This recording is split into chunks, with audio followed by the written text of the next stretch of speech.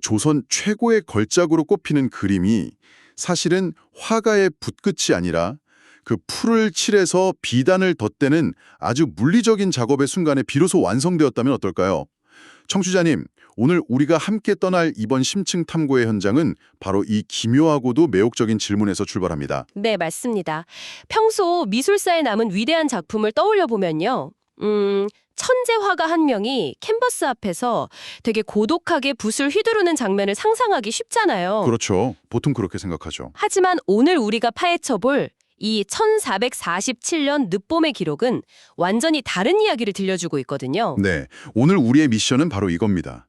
안견의 목류도원도라는 전설적인 그림이 어떻게 여러 사람의 손을 거쳐서 표구, 그러니까 하나의 물리적인 두루마리로 묶이게 되었는지, 그리고 그 과정에서 남겨진 여백이 어떻게 사람의 심리를 꿰뚫어 보는지 청취자님과 함께 추적해 보는 거죠. 맞습니다. 오늘 살펴볼 자료는 예술 작품이 창작자의 손을 떠나서 하나의 완전한 물성을 입어가는 과정, 그리고 그 안에서 필연적으로 발생하는 공간과 무의식에 대한 아주 정밀한 기록입니다. 단순히 누가 그렸고 누가 글을 썼다, 이런 걸 넘어서는 거네요. 그럼요. 예술과 시간, 그리고 인간의 인지가 어떻게 교차하는지 청취자님과 함께 추출해낼 수 있는 굉장히 깊이 있는 텍스트인 거죠. 와, 벌써부터 기대가 되는데요. 청취자님을 이 1447년의 현장으로 바로 안내해드리기 위해서 제가 당시의 디테일을 조금 묘사해 보겠습니다. 네, 좋죠. 비가 한 차례 거세게 쏟아지고 난 뒤라 조선 궁궐의 돌길은 아직 축축하게 젖어 있습니다. 왕실의 예술을 관장하던 도화서라는 관청, 그리고 안평대군의 사랑채 창문 너머로는 그 악교 냄새가 났겠죠. 맞아요. 짐승의 가죽을 다려 만든 악교와 옅은 먹냄새가 바람을 타고 조용히 흘러나오고 있는 거죠. 저는 이 기록을 처음 읽으면서 막 이게 당대 최고 지식인들이 총출동한 거대한 콜라보레이션 앨범 같다는 인상을 받았거든요. 아, 콜라보레이션 앨범이요? 아주 적절한 비유네요.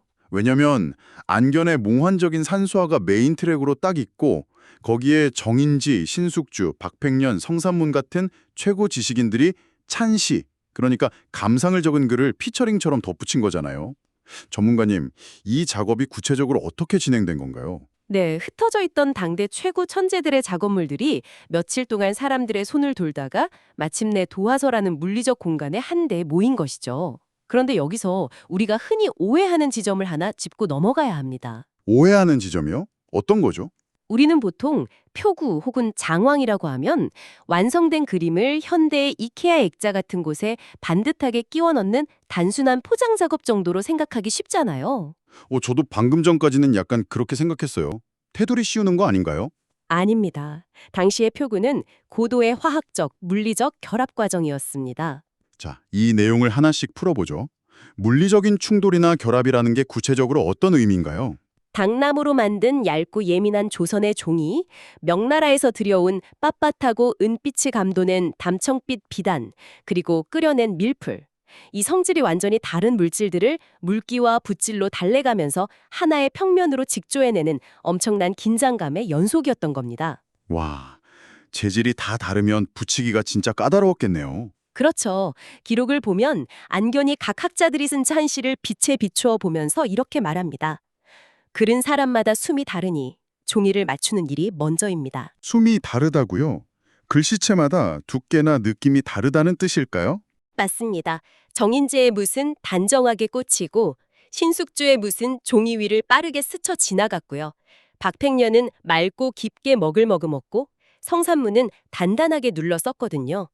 종이에 스며든 먹의 깊이와 수분이 다 달랐던 겁니다. 아, 그러니까 각기 다른 물리적인 타격감과 질감을 가진 종이들을 이어 붙여야 했다는 거군요.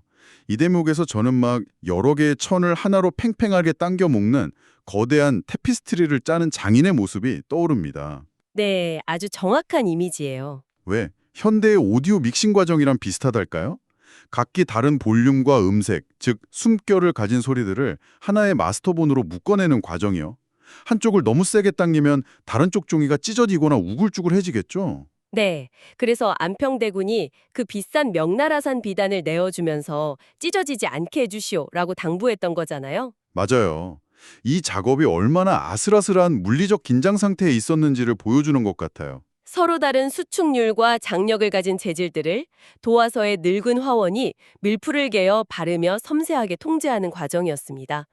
각기 다른 개성과 호흡을 물리적으로 조율해서 하나의 유기체로 엮어내는 고도의 예술적 믹싱 작업이었죠. 근데 여기서 제가 반론이랄까 질문을 하나 던져보겠습니다.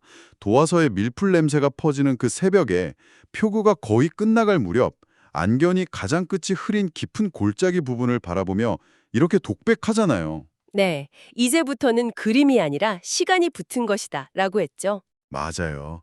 청취자님도 이 대목에서 고개를 갸웃하셨을 수 있어요. 전문가님, 솔직히 말해서 찢어지거나 썩지 말라고 비단과 풀을 이용해 보존 처리를 한 건데 이걸 두고 시간이 붙었다고 표현하는 건 지나치게 감상적인 수사 아닙니까? 물리적인 종이를 붙였을 뿐인데 왜 시간을 언급한 걸까요? 여기서 매력적인 부분은 바로 그겁니다. 아주 예리한 질문이신데요. 겉보기에는 분명 풀을 칠하는 물리적 행위죠. 하지만 안견이 무엇을 통찰했는지 그 이면을 들여다봐야 합니다. 이면이요? 네, 안견이 시간이 붙었다고 한 건 이 표구라는 행위가 산발적으로 존재하던 세 가지 차원의 시간을 하나의 물리적 프레임 안에 영구적으로 봉인하는 스위치 역할을 했다는 뜻입니다. 세 가지 차원의 시간이요? 어떤 것들이죠? 첫째는 안평대군이 꾸었던 과거의 꿈입니다.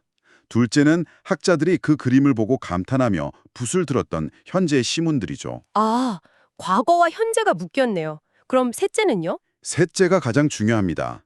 비단이라는 견고한 테두리가 둘러지는 순간 이 작품은 수백 년을 버틸 수 있는 생명력을 얻게 됩니다.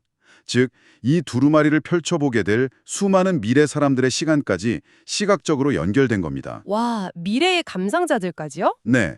그래서 도화서의 늙은 화원이 그림을 유심히 보다가 이 산은 참 이상합니다. 가까운데 멀고 비었는데 무겁습니다. 라고 평가한 것도 같은 맥락인 거죠. 아, 종이라는 2차원의 평면 위에 과거의 꿈과 현재의 기록, 그리고 미래의 시선이라는 시간이 담청빛 비단이라는 테두리를 통해 압축되었다? 그렇게 들으니 시간이 붙었다는 말이 단순한 비유가 아니네요. 아주 정확한 물리적, 심리적 통찰이었던 거죠. 이렇게 나 또한 도화서에서는 긴장감 속에서도 활기차게 그림이 하나로 묶였습니다. 자, 그런데 이 그림이 완전히 표구되어 안평대군에게 돌아간 그날 밤, 분위기가 아주 기묘하게 반전됩니다. 낮에 그 치열했던 결합의 과정이 끝나고 철저하게 고립된 밤의 침묵 속에서 펼쳐지는 순간이죠. 여기서부터가 정말 흥미로워지는 지점입니다. 낮에 사람들은 썰물처럼 빠져나가고 방 안에는 등잔불 하나만 켜져 있어요. 안평대군이 조심스럽게 희미한 밀풀 냄새를 머금은 비단의 매듭을 풉니다. 창작자의 손을 떠난 예술 작품이 원래 의뢰인과 1대1로 대면하는 순간이네요. 네, 근데 완성된 그것도 자기가 가장 안전하게 보호하려고 비단옷까지 입힌 이 그림을 펼치면서 대군은 알 수 없는 공포감을 느낍니다.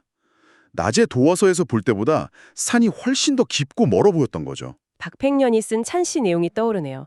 한 줄기 길이 구름 속으로 들어가니 어느 곳이 인간 세상인지 모르겠다. 맞아요. 바로 그 시. 대군은 꿈속에서는 끝까지 닿지 못했던 복숭아 꽃핀 길을 눈으로 따라가다가 등잔불이 흔들릴 때 그림 아래 가장 깊은 골짜기에서 사람 같은 작은 검은 그림자를 환영처럼 발견합니다. 깜짝 놀라 다시 보니 그냥 먹선일 뿐이었지만요. 안평대군은 자기가 꾼 꿈을 을행했고 자기가 시를 모았고 비단까지 내어준 전체 프로젝트의 통제권자였잖아요. 절대적인 통제권자였죠. 그런데 표고가 끝난 그림을 마주한 순간 그 통제권이 산산조각에 나버린 겁니다. 저는 이 장면을 읽으면서 시각적으로 이런 비유가 떠올랐어요. 깜깜한 방에서 혼자 고해상도 사진의 어두운 배경을 막 마우스로 확대해서 들여다보다가 원래 없어야 할 무언가를 발견하고 등골이 서늘해져서 노트북을 틱 덮어버리는 경험이요. 아, 고해상도 사진 비유, 지금 대군의 심리 상태를 아주 정확하게 짚어냈습니다. 대군도 바람에 문살 그림자가 그림 위를 가로지르니까 그 깊은 골짜기에 산길이 하나 더 생긴 것 같은 착각을 느끼잖아요. 결국 두루마리를 다 펼치지 못하고 다시 말아버리면서 이제 정말 묶였구나라고 하죠. 전문가님, 대군은 의뢰인인데 왜 끝까지 그림을 보지 못했을까요? 표구라는 보호막을 입혔는데 왜 산은 더 멀어지고 두렵게 느껴진 걸까요? 이것을 더 큰 맥락과 연결해보면 인간의 뇌가 공간을 인지하는 아주 흥미로운 심리학적 메커니즘이 숨어 있습니다. 오, 단순히 기분 탓이 아니었군요. 네, 무한하게 펼쳐진 흰 종이는 인간의 뇌에 그냥 비어있는 물리적 지면으로 인식됩니다.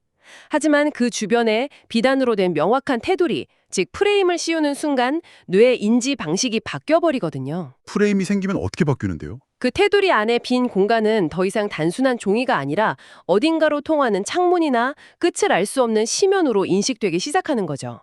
표고를 통해 그림의 경계선을 확정 지어버리자 역설적으로 그 안에 칠해지지 않고 비어있던 여백의 깊이가 무한대로 확장되어 버린 겁니다. 맙소사.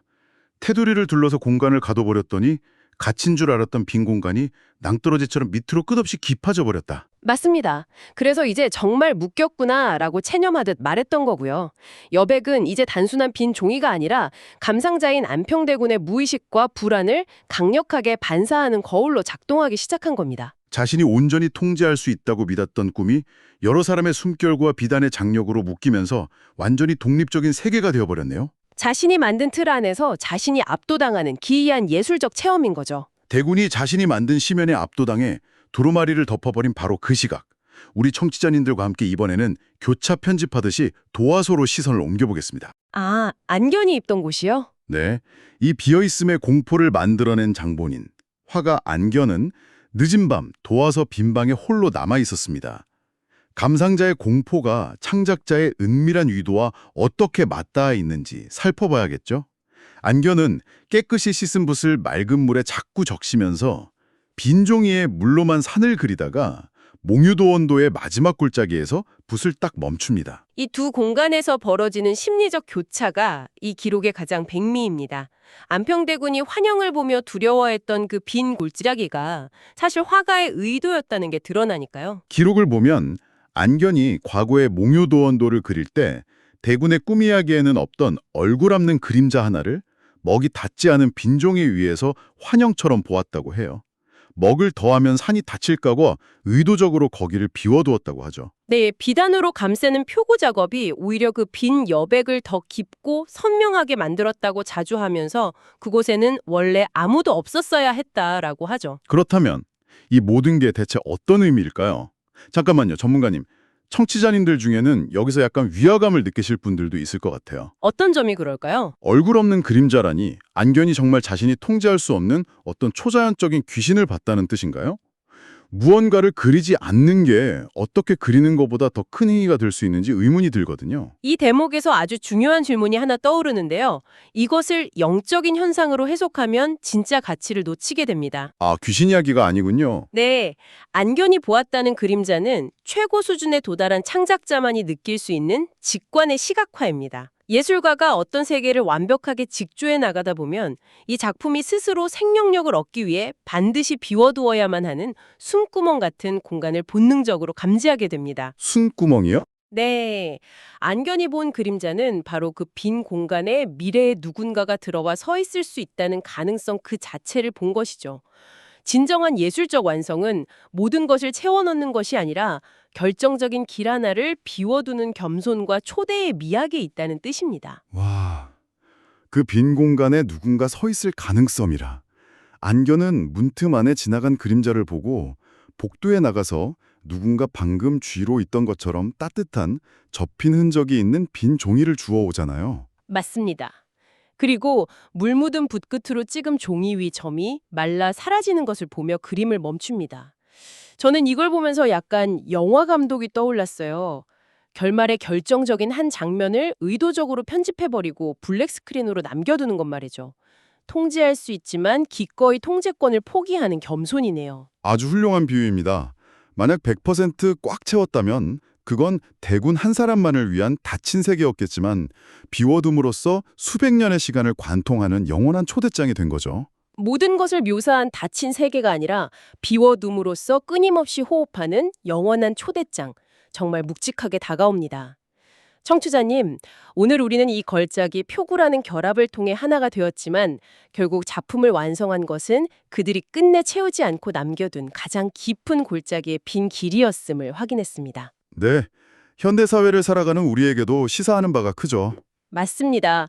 언제나 새로운 지식을 탐구하시는 학습자이신 청취자님. 우리는 정보 과부하 속에서 끊임없이 빈칸을 정답으로 꽉꽉 채우려고만 하잖아요.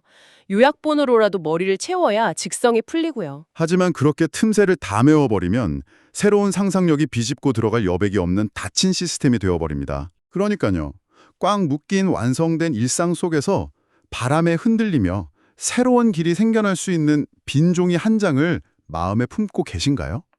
청취자님의 삶이나 지식의 여정에서 누군가 먼저 걷고 있을지도 모를 당신만의 비워두어야 할 여백은 어디인지 질문을 던지며 오늘 심층 탐구는 여기서 마치겠습니다. 끝내 채우지 않음으로써 영원히 호흡하게 되는 그 서늘한 여백의 힘을 꼭 기억해 보시길 바랍니다. 함께해 주셔서 감사합니다.